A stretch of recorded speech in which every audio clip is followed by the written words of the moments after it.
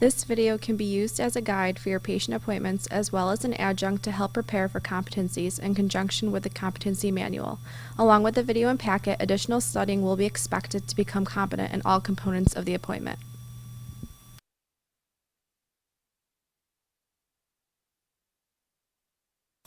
When greeting your patient, present yourself with a professional appearance. This includes hair off the collar, ironed scrubs, clean shoes, no nail polish, trimmed nails, and appropriate natural-looking makeup. When greeting your patient, introduce yourself, give a firm handshake, and speak clearly and confidently.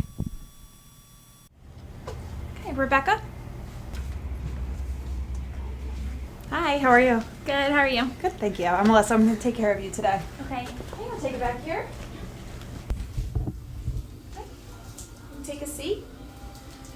When you begin medical history, make sure your mask is off so the patient can clearly understand your questions. However, you must always wear a lab coat, safety glasses, and at least overgloves throughout the appointment.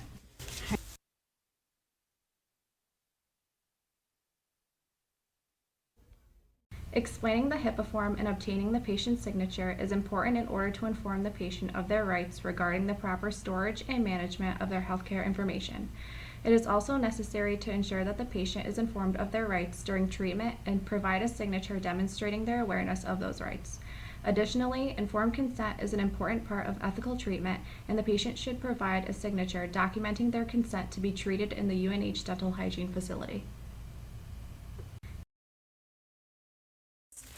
So have you ever had a rheumatic fever? No.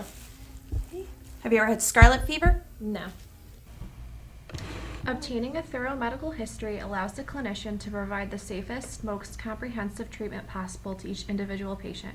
If necessary, the clinician should clarify or simplify terms to make them easier for the patient to understand what is being asked and to promote greater accuracy of their responses. It is important to ask follow-up questions for any and all positive responses during the medical history interview. For example, diabetes is a common condition for which it is important to gather additional information from the patient. Are you diabetic? Yes. You are, okay. When were you diagnosed? About 10 years ago. Years ago. Okay. What type do you have? Type 2. Type 2, okay. Are you taking any medications for it? Yes, I take metformin. Metformin. Do you know dosage? No. You're taking it every day though, right? Yeah, I take Okay. it today. Next time just bring it in so we can document that. Okay. Did you eat this morning? Yes. Okay, about what time? I got up to like 8 o'clock. 8 o'clock, okay. And what did you have? A bagel with cream cheese. Bagel and cream cheese. Okay. And do you know your FPG or HbA1c? Yes, my FPG is 80 and my HbA1c is 6. Okay. Is that usually what it is? Or does it fluctuate? No, it That's tends to be what okay. it is. Good. Have you ever experienced hypoglycemia? No. No. Okay. And how are you feeling today? Pretty good. Yeah. Yeah. Okay. For additional examples of appropriate follow-up questions for other medical conditions, please refer to the Senior Project Survival Guide. I'm just going to go over all the medications here. Just if you don't know what it is, just let me know. Gathering information about any medications the patient is taking and any potential allergies to medication is an important part of a thorough medical history in order to determine any possible adverse reactions, oral manifestations, or treatment modifications which may be necessary to ensure the safety of the patient. It is necessary to take a thorough dental history to gain a better understanding of patient needs. This allows the clinician to begin developing the appropriate treatment plan, including necessary oral hygiene instruction and recommendations for products and adjuncts which may benefit the patient's oral health. You obtain vital signs to establish baseline data and to prevent medical emergencies in the dental office. I'm just going to take your vital signs now. If I could see your wrist, please. Thank you.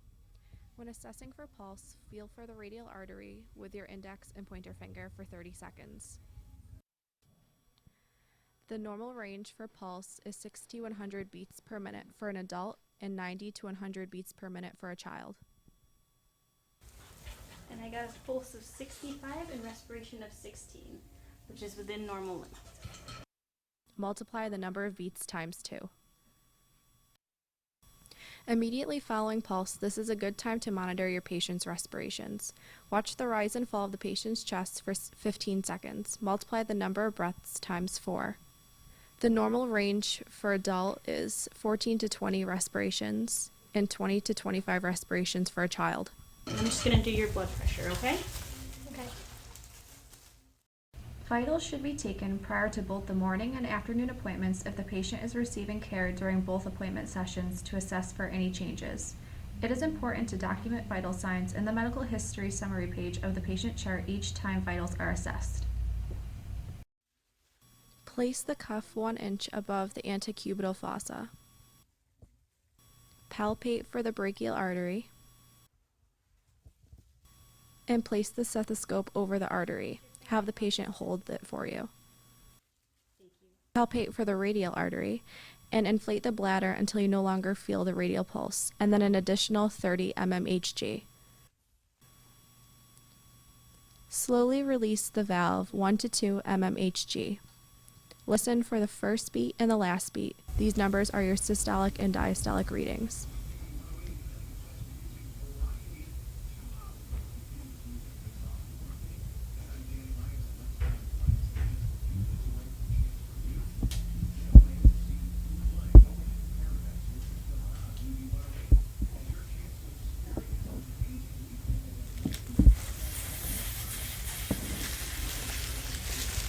And I got 124/78, which is pretty close to normal. We like to see less than 120 and less than 80. A normal blood pressure reading is less than 120/80.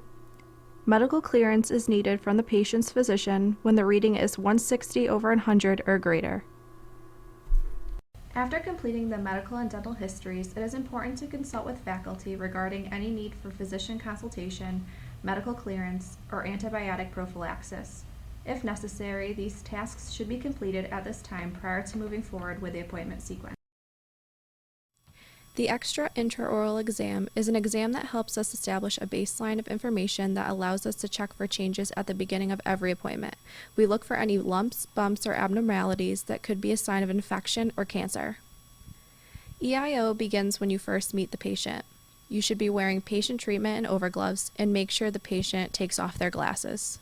Wearing patient treatment and overs, begin the EIO exam by palpating the frontalis, the temporalis, the pre-auricular and post-auricular nodes, the temporomandibular joint. Have the patient open and close to assess for any popping and clicking and ask them to move their jaw from side to side. Have the patient clench and assess the masseter muscle. Assess the parotid duct and the zygoma, the philtrum, the angle of the mandible, the submandibular and submental nodes, the thyroid gland,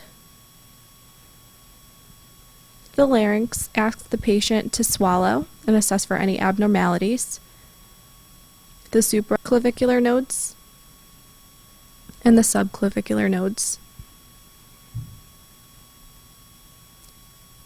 The sternocleidomastoid, the anterior cervical nodes,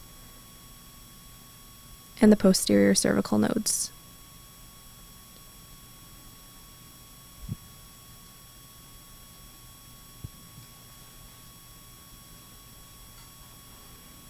Examine the back of the patient's ears, the posterior cervical nodes, and the occipital nodes,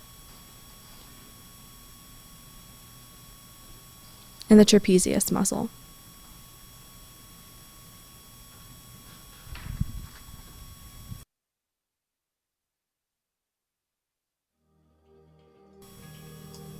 The intraoral exam is performed wearing patient treatment gloves. The cursory exam is the first step, and it is performed using a tongue depressor to look for any suspicious lesions that may be contagious. You would want to delay treatment for any lesions at risk for spreading, for example, herpetic lesions. Using a tongue blade or asking the patient to say ah to assess the tonsils and anterior and posterior pillars.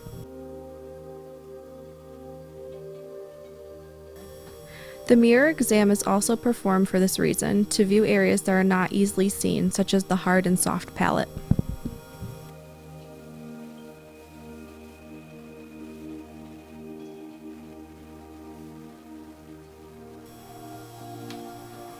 Palpate the labial and buccal mucosa.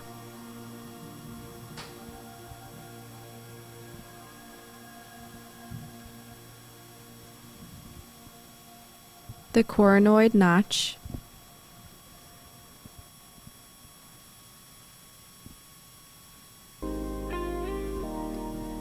Assess the vestibules and the labial frenums.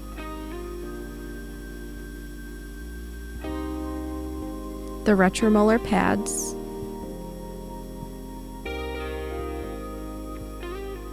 The maxillary tuberosity. The alveolar ridges.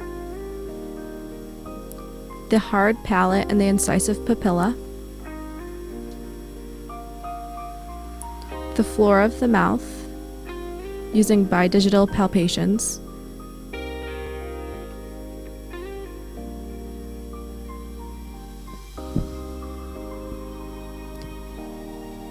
Assess the tongue. Have the patient stick out their tongue and grasp it with a damp gauze and further assess it. You want to assess the right and left lateral borders. Assess salivary flow by drawing the parotid papilla and the sublingual caruncle.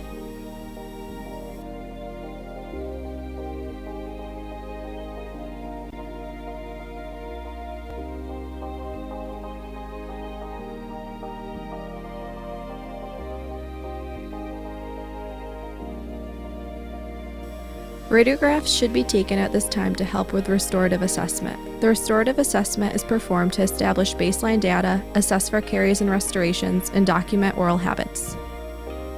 To assess for caries, dry the teeth. Utilize a tapping stroke on the occlusal surface to assess for decay along the pits and fissures and along the gingival margins. Guide the instrument along the margins of the restorations to ensure that they are intact. Zigzag strokes are used on the smooth surfaces, both buccal and lingual.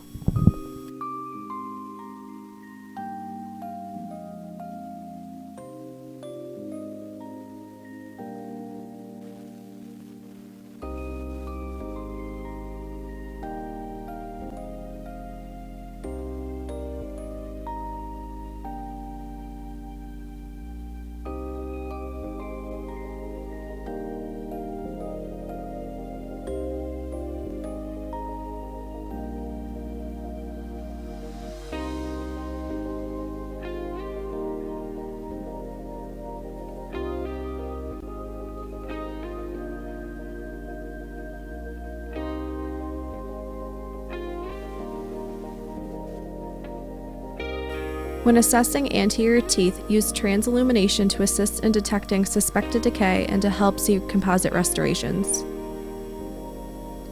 Assess for demineralization, abrasion, attrition, and erosion.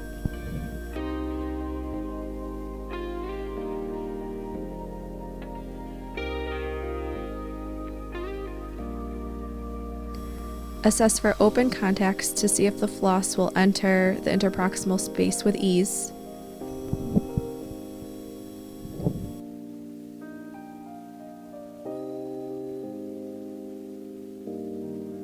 Assess occlusion and crossbite bilaterally.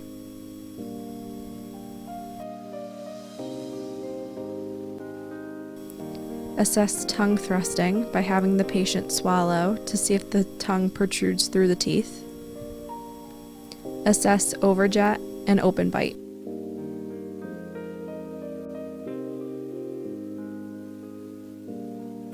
Assess probing depths by utilizing a walking stroke to ensure you are finding the deepest part of the pocket.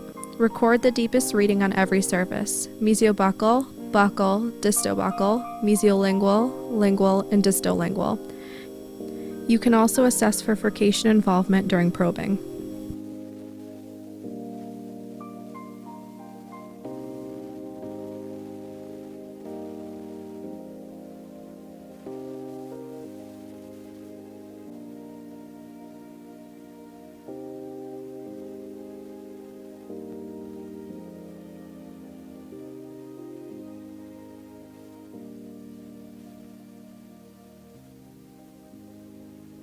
Assess the mucogingival junction by measuring from the gingival margin to the attached gingiva.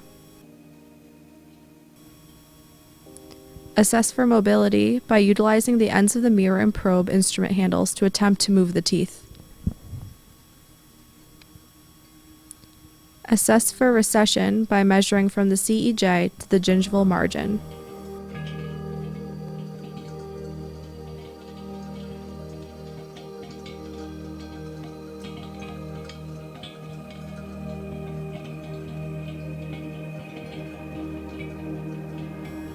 Take this time to assess the patient's gingiva and document any stippling, recession, contour of the margins, IDP condition, gingival color, consistency, and significant findings from the perio chart.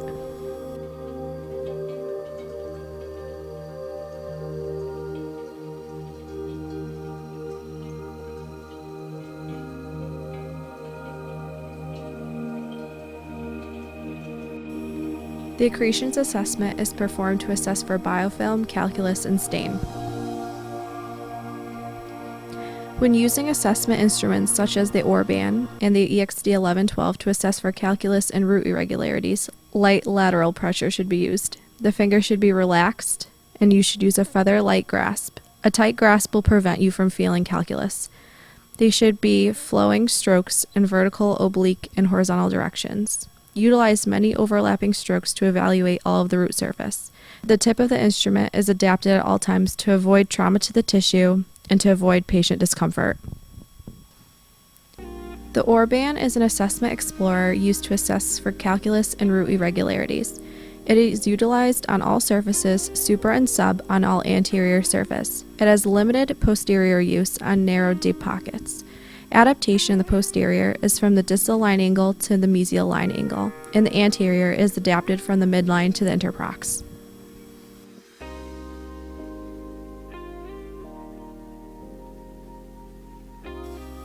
The EXD 1112 is a universal assessment explorer and assesses calculus and root irregularities. It is utilized on all surfaces, supra and sub, on all anterior and posterior surfaces. It is adapted in the posterior from the distal line angle to the distal interprox, rotated and adapted from the distal line angle to the mesial interprox. In the anterior, it is adapted from the midline to the interprox, and the bow of the instrument should be away from the tooth.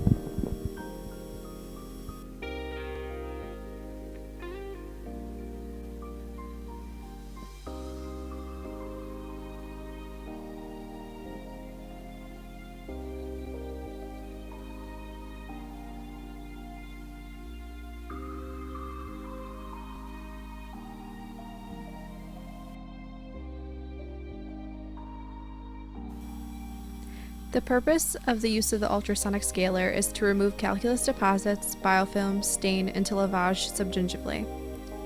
You must test the ultrasonic prior to use. There should be a halo of water and a constant water drip. Activate the ultrasonic in a coloring motion. Keep the instrument tip in constant motion to prevent generation of heat and gingival burn. Use the back, face, and lateral sides of the insert. Do not adapt the tip of the working end to the tooth.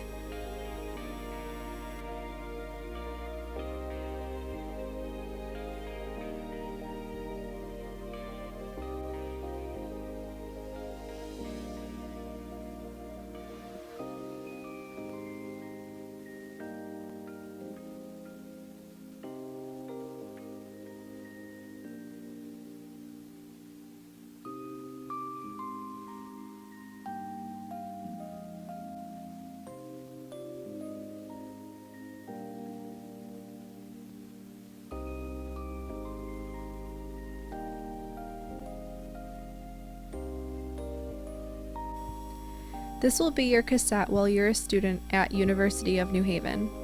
It contains a sharpening stone, a test stick, an air water syringe, and all of your debridement and assessment instruments.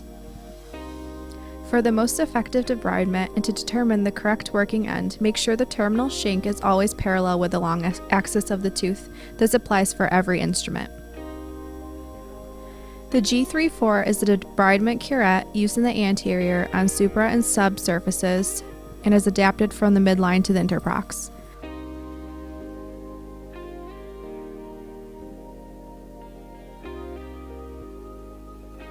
The SH67 is a debridement scaler used in the anterior on all surfaces and is adapted from the midline to the interprox.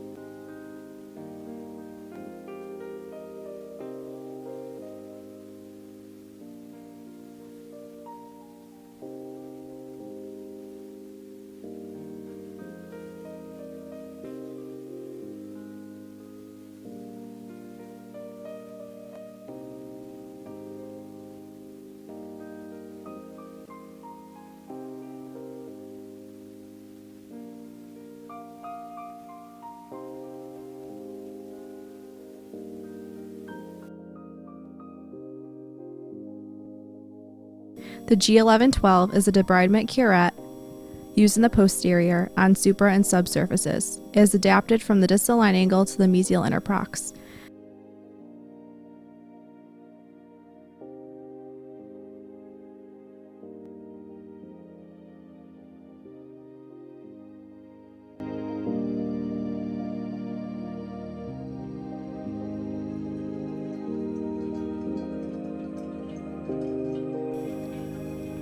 The SD204 is a debridement scaler used in the posterior on supragingival surfaces. It is adapted from the distal line angle to the distal interprox, rotated, and then adapted from the distal line angle to the mesial interprox.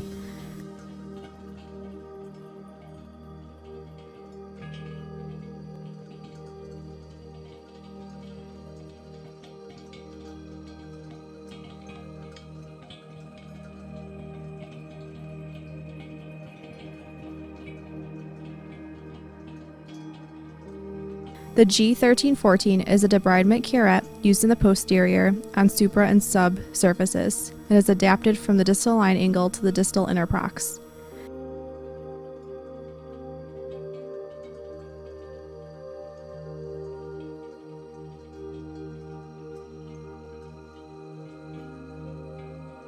The Columbia is a debridement curette used in the posterior and anterior supra and sub surfaces. It is adapted from the distal line angle to the distal interprox, rotated, and then adapted from the distal line angle to the mesial interprox.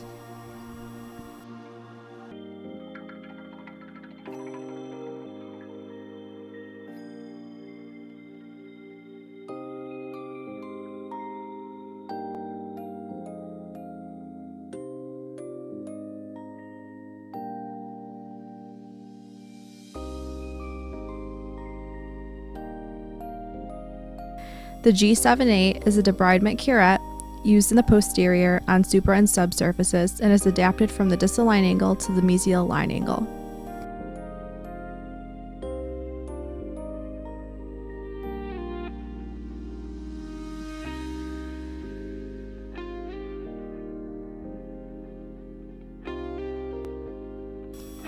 The purpose of polishing is to remove extrinsic stains and biofilm from the tooth surfaces.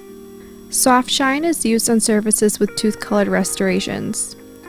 Polishing paste with abrasive agents should be selected based on the amount of biofilm.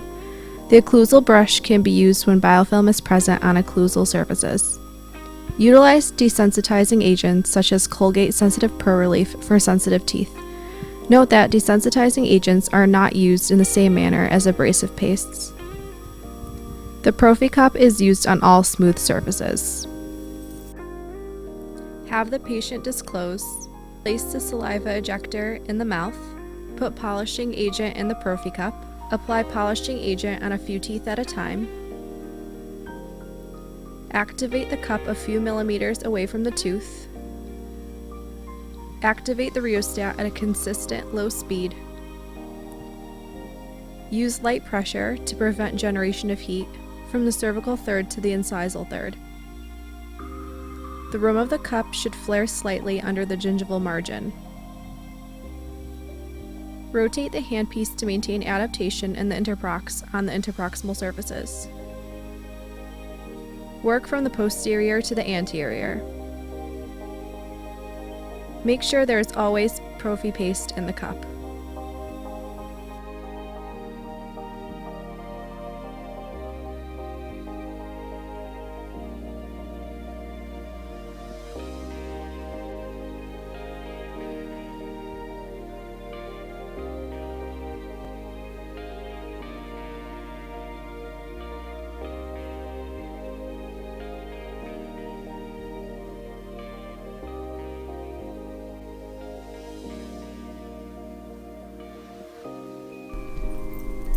Following polishing, have your patient redisclose and reassess all surfaces. Repolish or scale any residual biofilm. Floss.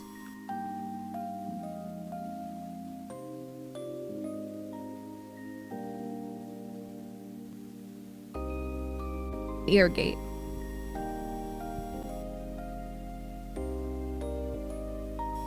Fluoride is applied for desensitization, to remineralize demineralized surfaces, to strengthen the enamel, and to prevent decay. Acidulated phosphate fluoride is contraindicated in the presence of tooth-colored restorations and porcelain because the acid in the fluoride etches the restoration, causing the surface to be rough and a site for bacteria to grow. Neutral sodium fluoride is safe to use on patients who have tooth-colored restorations. Sodium fluoride varnish is used for desensitizing exposed roots and caries prevention, as well as for patients who have respiratory disorders. Remind the patient not to swallow the fluoride. Select the appropriate tray size for the patient. Put 5 milliliters of fluoride into a medicine cup for adults and 2 milliliters for children. Put half of the fluoride in the upper arch of the tray and half in the lower arch using the tongue blade and cotton swab. You can apply fluoride directly to the teeth with recession using a cotton swab.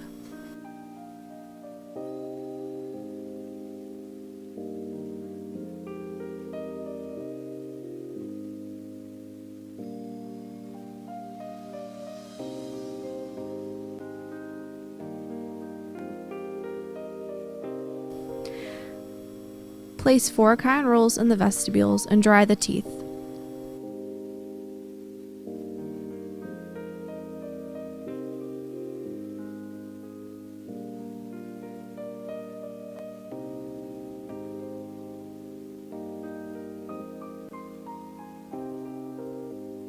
Paste the saliva ejector in the floor of the mouth.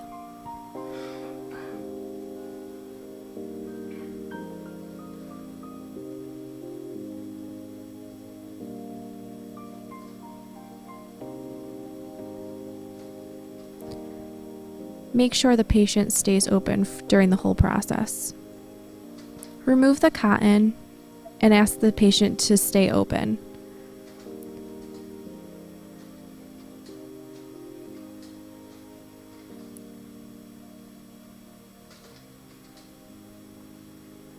Remove the saliva ejector and place the tray.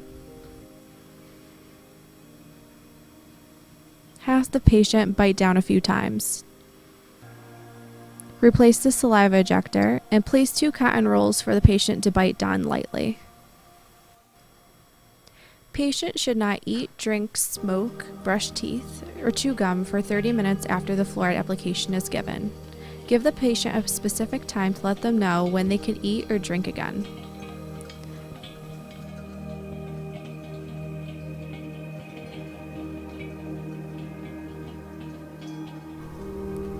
Remove the saliva ejector, cotton, and tray and tell the patient to expectorate into the cuspidor.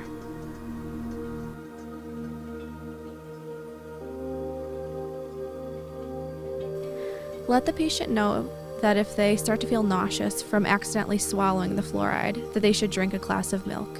You can also utilize ipecac syrup located in the resource room to induce vomiting. Ask the patient if they are experiencing any irritation. If they are, have them rinse with water. Also assess for any color abnormalities on the tissue using the mirror. Make sure not to touch the teeth with the mirror.